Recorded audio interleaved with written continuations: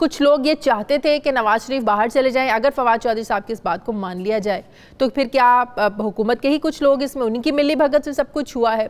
क्या इन तहकीकात में फिर सूबाई वज़ीर सेहत पंजाब डॉक्टर यास्मीन राशिद से भी ज़ाहिर है फिर उनसे भी इन्वेस्टिगेट होना चाहिए, क्योंकि उन्होंने ही नवाज शरीफ की तबीयत ख़राब होने के बारे में बड़ी बार तस्दीक भी की थी। क्या इन तहकीकात में मेडिकल बोर्ड्स के डॉक्टर्स को भी ज़ाहिर है फिर शामिल किया जाएगा, जिन्होंने ये मेडिकल रिपोर्ट्स तैयार की थी जिनकी बुनियाद पर नवाज शरीफ साहब को बाहर जाने की इजाज़त मिली थी। फवाद चौधरी साहब के इस लेटर ने एक नई बहस को छेड़ दिया। बहरहाल हमें मानना पड़ेगा कि फवाद चौधरी साहब को पता है कि उन्होंने खबरों में कैसे रहना है, उन्हें इन रहने का जो है बड़ा ही गुर आता है। मेरे साथ फवाद चौधरी साहब मौजूद हैं। अस्सलाम वालेकुम, बहुत बहुत शुक्रिया फवाद चौधरी साहब आपका। फवाद, सबसे पहले तो ज़रा एक कोरोना के बारे में एक दो सवाल करना चाहती हूँ। एक तरफ तो वज़ीर आज़म ने आज फिर से फवाद कोरोना के नुकसानात, इसके असरात और ख़तरात से हमें आगाह किया, बताया कि हल सिर्फ है वो है एहतियात है। जब तक वैक्सीन इसकी नहीं आ जाती हमें इसी के साथ गुजारा करना पड़ेगा, कम से कम 1 साल तो हमें अपना जो लाइफस्टाइल है इसके मुताबिक जो है ना ढालना पड़ेगा। लेकिन बड़ी हैरानगी हुई जब वज़ीर आज़म साहब ने फिर ये कहा कि दूसरी तरफ हम सयाहत का जो है ना शोबा खोलने की इजाज़त दे रहे हैं, क्योंकि बकौल उनके कि इन 3-4 महीनों में कुछ लोगों के रोज़गार का ज़रिया ही ये होता है सयाहत से जुड़ा हुआ।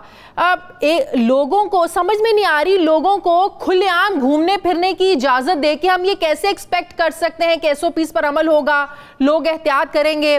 लग तो रहा है कि अनकॉन्शियसली या गैर एलानिया तौर पर हुकूमत हर्ड इम्यूनिटी की इजाज़त दे रही है, उस तरफ जा रही है हुकूमत।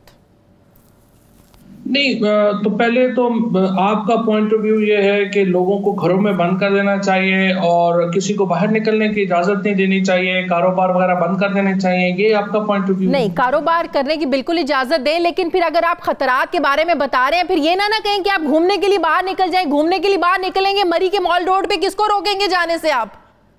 नहीं, तो आप चाह रही हैं कि मरी और ये पूरा नॉर्थ जहाँ पे लोग जाते हैं, जहाँ पे होटल्स हैं, जहाँ पे सारे लोगों का जरिया मुआशी है, उसको बंद कर दिया जाए गर्मियों में? नहीं, मैं बिल्कुल ये नहीं चाहती। फिर मैं ये चाहती हूँ कि लोगों को फिर खतरात से बताया जा रहा है कि क्या क्या खतरात बता रहे हैं आप लोगों को। मैं आपको बताता हूँ। हाँ, देखिए, आपको खुद भी नहीं पता आप क्या चाहती हैं और उसकी वजह क्या है। उसकी वजह यह है कि ये फैसला है ही नहीं कि ये 2+2 आप नहीं कर सकते, क्योंकि आपने ये जो एक प्रॉब्लम है, हमारी एक तरफ सेहत है, एक तरफ जो है वो इकोनॉमिक जिंदगी है, आपने दोनों को बैलेंस करके चलने की कोशिश करनी है। जो आज फॉर एग्जांपल प्राइम मिनिस्टर जो पहले दिन से पॉइंट ऑफ व्यू उनका वही अब भी पॉइंट ऑफ व्यू है, वो कहते हैं 100% आप एक्टिविटीज के ऊपर कर्फ्यू लगा के चीज़ों को, लोगों को ज़बरदस्ती अंदर रख करके मुल्क नहीं चला सकते, और इसलिए आपको SOPs के साथ आपको अपनी चीजें खोलनी पड़ेंगी। ये रोजाना के फैसले हैं, 2+2 के फैसले नहीं है। रोजाना आपने देखना है कौन सा सेक्टर खोलना है, कौन सा सेक्टर बंद करना है। फॉर एग्जांपल अभी आपने तो बड़ी आसानी से कह दिया कि कुछ लोग सेहत से वाबस्ता है, कुछ लोग सेहत से नहीं है। पूरा गिलगित बल्तिस्तान सेहत से वाबस्ता है, पूरा जो हमारा नॉर्थ पाकिस्तान है वो सेहत से वाबस्ता है, मरी पूरा तहसील जो है वो सारी की सारी जो है वो इससे वाबस्ता है। लिहाजा लोगों की एक बहुत बड़ी तादाद की जिंदगी का दारोमदार टूरिज्म के ऊपर है। लिहाजा उसको SOPs के साथ खोलना इसलिए इम्पोर्टेंट है कि ये ना हो कि जिंदगी ही रुक जाए। और यही वो बैलेंस है जिसकी तलाश में आप सरगर्दा हैं, जिसकी तलाश में आप रोजाना बैठते हैं, NCOC बैठती है, एक्सपर्ट्स बैठते हैं, जिनको समझ है मामले की वो बैठते हैं और वो अपने डिसीजंस लेते हैं। और इसीलिए पाकिस्तान में आज तक की कोरोना की जो हैंडलिंग है। अच्छा फवाद, एक बात बताएं, ये कोरोना की वजह से आप सेशन में नहीं गए थे ना? मतलब कि जाहिर है आप में अवेयरनेस है, आप चाह रहे हैं कि सोशल डिस्टेंसिंग जो है वो उसको होना चाहिए। भले ही आप चाह रहे हैं कि लोग जो ना SOPs के साथ जाएं घूमने फिरने के लिए, आप जैसे बहुत से लोग हैं जो इतनी ज़्यादा केयर कर रहे हैं, जो सेशंस में नहीं जा रहे हैं कि आप अपनी फैमिली को लेके घूमने फिरने के लिए इन इलाकों में जाएंगे। अगर इसी तरह लोग एक तरफ वज़ीर आज़म की ये बात मानें कि ख़तरात हैं, आने वाले दिनों में अमवात बढ़ सकती हैं, केसेस बढ़ सकते हैं, लोग जाएंगे नहीं, तो फिर जो एक सोच है जिसके पीछे खोला जा रहा है कि कारोबार चलेगा, कारोबार तो फिर लोगों के तब भी नहीं चलेंगे जो सयाहत से जुड़े हैं। कैसे? जब लोग ही नहीं जाएंगे तो उनके कारोबार भी नहीं चलेंगे। फिर लोग उतने तो बिल्कुल नहीं जाएंगे जितने के हर साल है, या बिल्कुल जिस तरह से एक पूरी आपको पता है कि नॉर्थ पाकिस्तान की तरफ जाने वाली सड़कें ही पूरी बंद होती हैं। पिछले साल स्पेशली जिस किस्म का हमने देखा कि टूरिज्म जो ओपन हुआ वैसा तो शायद नहीं होगा, लेकिन मिनिमम जैसे अगर आपका 100 रुपए का काम है, तो अगर आप 50 रुपए का कारोबार या 40 रुपए का कारोबार कर सकते हैं तो कम से कम आपको कुछ सहारा तो होगा ना। आप अपने बिजली के बिल तो दे सके, आप किराया तो जो है वो दे सके, कम से कम जो 4 वेटर हैं बेचारे उनके घरों का खर्चा तो चल सके। तो ये इस तरह से 2+2 में फिर आपसे कहूँगा है नहीं कि आप पूरा मुकम्मल बंद कर दें, कर्फ्यू लगा दें और लोगों को कहें कि अगर आप घर से निकलेंगे तो हम आपको डंडे मारेंगे, ये नहीं हो सकता। ठीक है, अच्छा आगे बात, मई में जो सेशन हुआ आपकी ये तजवीज़ थी कि इसको कोरोना की वजह से वर्चुअल सेशन होना चाहिए। अब जो एक बड़ा एक लंबा सेशन होने जा रहा है, इसमें बजट सेशन भी ज़ाहिर है होना है, इस सेशन में आप जाएंगे, अब तो ज़्यादा कोरोना का ख़तरा बढ़ गया, अब तो ज़्यादा केसेस आने की नवीद हमें रोज़ सुनने को मिलती है, ज़्यादा हलाकतें हो रही हैं। अब इस बड़े सेशन में आप जाएंगे या ये भी आप बिल्कुल नहीं जाएंगे, जैसे आपने पहले सेशन में जो ना वो शिरकत नहीं की थी, क्या करेंगे आप? जो पिछला सेशन हुआ है उसके बाद तकरीबन 1 दर्जन के करीब पार्लियामेंटेरियंस और तकरीबन इतने ही जो असेंबली का स्टाफ है वो कोरोना का शिकार हो गया। और इस बार जो सेशन है अगर ज़्यादा लंबा चलेगा तो इसमें ज़्यादा लोग जो हैं वो बीमार होंगे। और इसी तरह से आपने देखा जो हमारे चीफ व्हिप हैं आमिर डोगर साहब, शहरियार आफरीदी और बहुत सारे जो लोग हैं वो सारे इससे मुतासर हुए हैं। सो फ्रेंकली अभी तक तो मेरा कोई इरादा नहीं है जाने। अच्छा, आप नहीं जाए, बिल्कुल ठीक है। और जो बजट सेशन है उसमें भी ज़ाहिर है फिर नहीं शरीक होंगे आप? ये तो बजट सेशन ही है, लेकिन बजट सेशन में इसलिए मैंने देखिए पहले तो ये इन्होंने गलत किया, मैंने जो अर्ज किया था कि ये जो बड़ा आसान है आपके लिए कि आप इसको जो है वो वर्चुअल सेशन करें। हाँ। और तमाम लोग उसमें पार्टिसिपेट भी कर लेते और आपकी जिंदगी को भी कोई खतरा ना होता, आपकी सेहत को भी कोई खतरा ना होता। लेकिन पहले तो आप ये देखें कि जो कमेटी बनाई गई कि वर्चुअल सेशन के लिए फखर इमाम साहब के अंडर, उसमें ना साइंस एंड टेक्नोलॉजी मिनिस्टर थे ना IT मिनिस्टर था। तो जिन्होंने आपको बताना था कि मुमकिन है नहीं मुमकिन है, उनकी कैपेसिटी क्या है, कर सकते हैं नहीं कर सकते, वही शामिल नहीं हुए।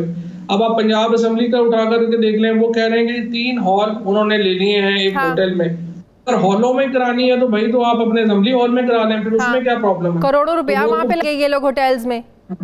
वो तो कोई तुक्की समझ नहीं आई मुझे कि एक हॉल से उठ के दूसरे हॉल में आप जा रहे हैं। या तो आप कहें कि मैं बाग़े जिना में हम सेशन करा रहे हैं, ओपन सेशन होगा ताकि MPAs और सबकी जो सेहत है वो उसको मलूज़े खातिर रखते हुए आप बाग़े जिना में सेशन करा लेते। आप एक हॉल से उठ के पैसे दे के दूसरे हॉल में बैठ गए। तो फ्रेंकली मुझे तो समझ नहीं आ रही है किस तरह के फैसले कर रहे हैं। अच्छा, आपने वैसे वज़ीर आज़म साहब को ये सजेशन दोबारा फिर से दिए कि इसको वर्चुअल सेशन होना चाहिए, इतना बड़ा सेशन जो आप करने जा रहे हैं, दोबारा से आपका ये सजेशन गई है उधर तक? वज़ीर आज़म का तो इससे कोई ताल्लुक नहीं है, ये तो पार्लियामेंट की एक एडवाइजरी कमेटी है, उसने ये फैसला किया था। उसमें बहुत हमें शौक है, जो ख्वाजा आसिफ कहते हैं हम उनकी बात को मान के आगे चलना शुरू हो जाते हैं। हालांकि आज तक जिंदगी में उन्होंने कभी कोई काम की बात नहीं की और यहाँ पर भी उन्होंने ऐसे ही एक बेतुका सा मशवरा दे दिया जिसके ऊपर हमारे लोग भी सारे मान के वो आ गए। हालांकि बिल्कुल ऐसा जो है वो नहीं होना चाहिए था।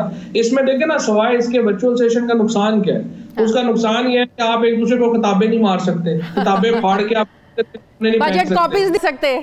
बस ये एक अलमिया है, उसके अलावा तो कोई प्रॉब्लम नहीं। अच्छा जरा उस खत की तरफ आ जाते हैं। फवाद, जो आपने आज प्राइम मिनिस्टर साहब को लिखा है कि नवाज शरीफ बरतानिया में अपनी टेस्ट रिपोर्ट्स भी हुकूमत के साथ शेयर नहीं कर रहे हैं, लगता यह है कि बरतानवी लेबॉर्ट्रीज ने उनकी बीमारी की तस्दीक ही नहीं की। और सबसे बड़ी जो बात इसमें आम जो आपने की कि खदशा है कि पाकिस्तान में अदालतों से जो रिलीफ मिला उसके लिए जाली टेस्ट रिपोर्ट्स तैयार की गई। लेकिन फिर एक बार से सवाल वही उठेगा, आप लोगों की हुकूमत ने सरकारी मेडिकल बोर्ड्स बनाए, जो डॉक्टर फैसल रोज़ बताते थे सेहत के बारे में नवाज शरीफ साहब की वज़ीर आज़म साहब को, और वज़ीर आज़म साहब ने अपनी टाइम भी इन्वेस्टिगेट करवाया था नवाज शरीफ साहब की सेहत के हवाले से।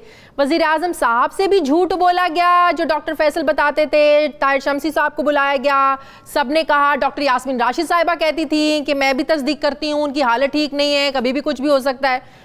किसने झूठ बोला, किस लेवल पे झूठ बोला, कैसे पता चलेगा? देखिए, बात यह है कि ये है सारे डॉक्टर्स। हाँ।